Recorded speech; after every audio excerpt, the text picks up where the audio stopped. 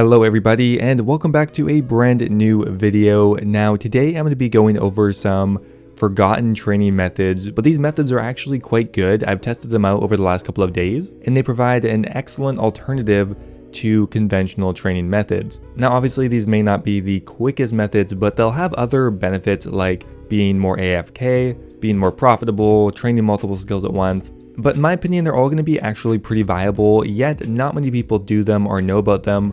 So I hope you guys enjoy the video and let's get started. Now first up here is actually a thieving training method, and this kind of came about from me desperately trying to find any training method that wasn't blackjacking that was at least somewhat viable. Now before I discovered this method, I didn't really think there was an AFK training method for thieving. And I'm not talking about RD Knights. I don't really think that constitutes AFK because you're constantly clicking. Pretty much every other thieving method beyond maybe Pyramid Plunder is very click intensive and requires a lot of focus. But I actually discovered something I have never done before, and that is the Sorcerers Garden. Now the Sorcerers Garden is a very old minigame, not many people do it anymore, but there's actually a really interesting AFK thieving training method. And I mean, you can AFK for about 30 seconds at a time and you can get about 130k or 140k thieving experience every hour, which honestly has been a godsend for me because I actually can't really blackjack more than 20 or 30 minutes at a time without wanting to remove my wrists from my body. Now the requirements for this method are 65 thieving, and I would recommend, if you can, to do it right when you hit 65 thieving. The reason for that is the method is just going to be more efficient. The XP rates aren't going to scale higher with a higher thieving level because it's not really a conventional method. Now it is possible to train this method with less than 65 thieving, but it's going to be very slow in comparisons. Now to start off here, you have to talk to Osman, and you do need to have completed Prince Ali Rescue, which is that even really a requirement? Now if you haven't talked to him before, there are a few chat options you'll have to go through. I'll post them on screen here, or they'll be available right on the wiki. Now afterwards, you're going to run down to the Sorcerer's Garden entrance, which on your minimap is right here. Now you actually do have to make sure you talk to Osman first, or else this Sorcerer's Apprentice will not stop talking and they will not let you in. Now for your inventory, I would highly recommend full graceful, otherwise you're going to need to bring more stamina potions. If you have full graceful and probably around 65 or 70 agility, you'll probably only need 3 stamina potions. If you find you're running out, you can bring an additional one, which won't really impact your experience rates. Now for the rest of your inventory, you will need a pestle and mortar and 24 beer glasses, but you're going to need 3 inventory spaces free. Now the Sorcerer's Garden has 4 different mazes to go through. The highest level one, which is the one we're going to be doing, is the Summer Garden, which is available at level 65 thieving. Now let's go in the door here first and I'll explain exactly what we're going to do. Now what makes this method way better than any of the other gardens is there's actually a way to get through this with one click if you have the proper timing, which means you don't have to worry about the NPCs and you can run through in about 20 seconds without them seeing you. Now every time you make it through the maze without getting caught, you're going to essentially get 1.5k thieving experience. You're not going to get it initially, but you're going to stack up these items in your inventory and you bring them back to Osman and he'll give you the equivalent experience. Now the way you make it through here is a bit interesting, but it requires a little bit of setup. Now first up here, you want to stand exactly on this tile right here with the flowers. I've marked it with the RuneLite screen marker. And you also want to mark this tile right here in front of this bush. Now to do this properly, you need a visual cue, and that is going to be when the bottom elemental bumps against the middle wall and the top elemental bumps against this other wall on the right. And they have to do that at the exact same time.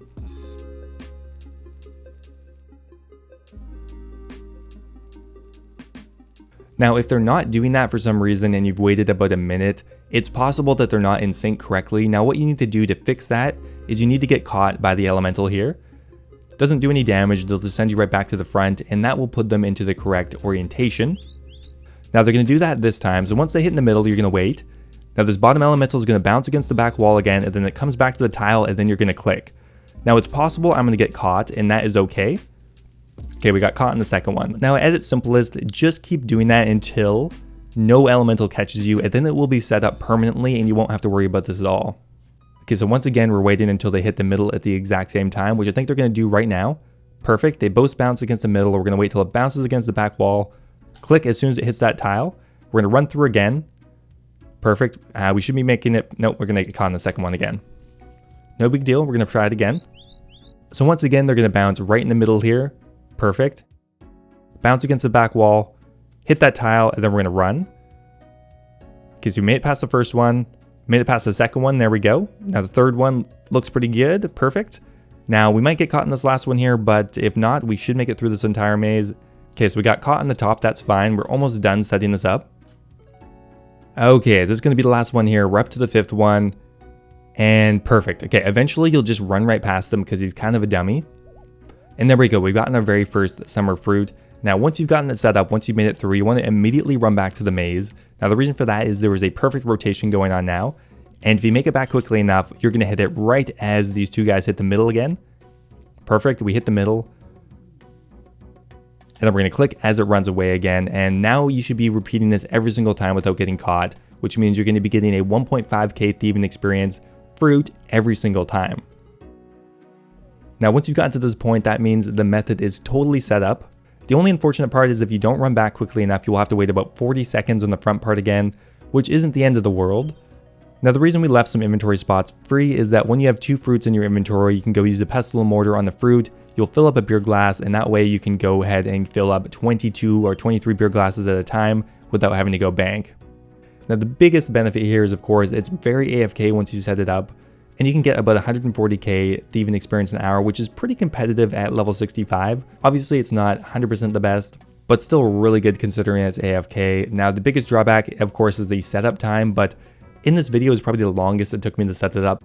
Sometimes you'll get it the very first try and get lucky with the way the world spawns, but maximum it shouldn't take you more than 5 minutes, and once you have it set up, you're pretty much good until you stop doing it. Every time you do a full inventory, you're going to get about 66,000 thieving experience, and you can do around 2 or 2.5 inventories every hour. Next up here we have the Insold head prayer training method, and this is something I kind of stumbled upon a few days ago when I was trying to gain a few extra prayer levels. Now, what's really good about this method is it's a lot more cost effective than training prayer at a POH. Now, the majority of the experience you're going to be getting is prayer, but you're also going to be getting a substantial amount of magic experience and even a little bit of ranged and attack experience, so it's kind of a combo training method. Now, you will notice I am using a cannon, and that is very useful because it speeds up kills by a substantial amount.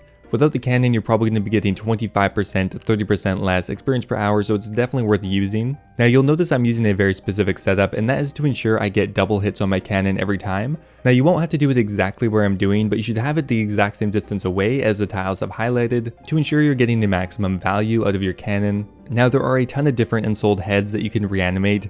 However, in this example, I'm going to be doing Insold dragon heads because they provide the best experience per hour. Now, one of the drawbacks of this method is you actually do need a pretty high magic level to cast this spell. For example, the Insold dragon head spell requires 93 magic, which means to get the highest experience rate for prayer, you're going to need a pretty high magic level. Now, beyond that, you really just need mid-level combat stats with a anti-dragon fire shield or a dragon fire shield. Now, if you really find you're taking a lot of damage, you can pray mage, but I found I never really took much damage at my defense level, which right now is around 75. Now, currently the GP per XP on Insold dragon heads is around 7.5 GP per XP in prayer, but you're also going to be getting experience in other skills as well. Now, if you compare that to dragon bones at a gilded altar, it's about 11 GP per XP, so it's quite a bit cheaper. Granted, burying dragon bones at a gilded altar is going to get you quite a bit more experience, somewhere between 550k to 600k an hour. So I ended up staying here for exactly 1 hour, and I got around 375,000 experience in prayer. On top of that, I got around 20,000 experience in attack, 15,000 in ranged, and about 45,000 in magic, for a total experience gain of around 450k per hour, which I think is pretty good considering a lot of that is in magic as well. Now, I wouldn't really say this method is better than conventional prayer training, but if you're looking for something a bit different, which gets you experience in a variety of skills, I would definitely consider doing it. Now, to conclude here, I killed around 240 dragon heads an hour, which cost me about 2.5 mil just in the Insold dragon heads, around 167k in cannonballs, and around 560k in runes, which means my total cost per hour is about 3.2 mil. Now, if you include that all into a GP per XP calculation and you just take into account prayer, which we got 375,000 experience, the GP per XP is around 8.7. However, if you include all of the experience we got in magic, ranged, attack, HP, and prayer, the GP per XP is 7.2, which I think is pretty reasonable for an alternative method. And last up here, I have a really interesting melee training method that is kind of a viable alternative to Nightmare Zone. Granted, it does have much higher requirements. Now, I found this on a Reddit post, which I'll leave a link in the description for, but here is the general concept. If you come here to the Monkey Madness 2 tunnels after having started and progressed in the Monkey Madness 2 quest, you can go down there and kill them fairly AFK. Now the reason this method is better than other places you can AFK is because of the Dragon Bone Necklace or the Dragon Crusher Necklace. Now these monkeys have very low defense, which means you can kill them really quickly and continuously restore prayer as they drop monkey bones, and those restore 2 prayer at a time. Now because of that, you can AFK here for a long period of time with Protect and Melee up, and you're also able to run Superhuman Strength at the exact same time without the need for a prayer potion or anything else. And in conjunction with these guys having 0 defense, that means you don't really need attack potions or defense potions because you are praying melee, so really all you need is super strength potions, a couple backup prayer potions, and maybe a piece of food. Now you want to bring as close to max strength as possible. If you're on a budget, you could sub out the Bandos items for obsidian. However, the most important thing here is the Bone Crusher, which you'll need the Mauritania Hard Diary at least for. So yeah, on top of getting AFK melee experience, you're actually going to get a bit of prayer experience every hour. Granted, it's going to be fairly minimal, but with the Elite Diary, you can get around 7,000 XP per hour, and with the Hard Diary, you're going to get around half of that. Now the area I'm going to be going to is the one just south of the entrance ladder. There's no need to go to the area where people are chinning. You may as well come here and have no competition. Okay, so the method is very simple. You're just going to run a bit south of the ladder, down here where there are a ton of different monkeys. Now all you really need to do is put on your Protect from Melee and your Strength Prayer, which means you're going to run through prayer really slowly. Now the only thing you want to try to actively do if you're going to be paying attention is to stack the monkeys up into a smaller distance, because that is going to be more beneficial for your Crystal Halberd spec, which you're going to want to do every time it's up. Not only is that going to increase your XP per hour, but it's also going to get you more prayer points because you're going to be killing a higher amount of monkeys in one shot. Right now I have it on shared, so we're going to be getting experience in a few different skills. Now I brought the Torture to equip as you do the Crystal Halley spec just to get the maximum value out of it. Really, that's just kind of min-maxing, not 100% required. Also, if you want to be really efficient, you can put on Piety as you spec. But if you really want this to be as AFK as possible, just Crystal Halley spec whenever it's up.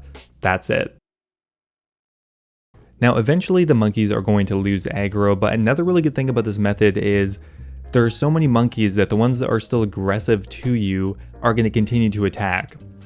However, a really easy way to reset the aggression is just to go ahead and run up this ladder right over here. Once you're up here and you go back down, the aggression will be reset. Now your prayer points are going to very slowly be drained, and that's why we bring a couple extra prayer potions. You'll need 1 or 2 doses every 20 minutes. And if you do find you're running out of prayer, you can always just go ahead and pick up a prayer potion off the ground. Now in total, I was getting around 180k experience per hour, and that's split up into a few different skills. We're getting around 100k attack experience every hour. On top of that, I was getting around 40,000 experience in hit points, about 3,500 experience in prayer, 12.5k in defense, and 20k in strength. Now the defense and strength experience is from the Crystal Halley spec, which you can put either into defense, strength, or into all 3. As I'm trying to max attack next, I'm putting it into shared. But regardless, I think this is a very fun alternative method that I would highly recommend trying out if you're trying to max your skills in a very AFK manner. Anyway guys, that is going to be it for today's video. Those are 3 interesting, kind of forgotten methods, or methods that people don't know about. I hope you learned something. I hope you enjoyed. If you did, I'd appreciate it if you left a video like, and I will see you next time.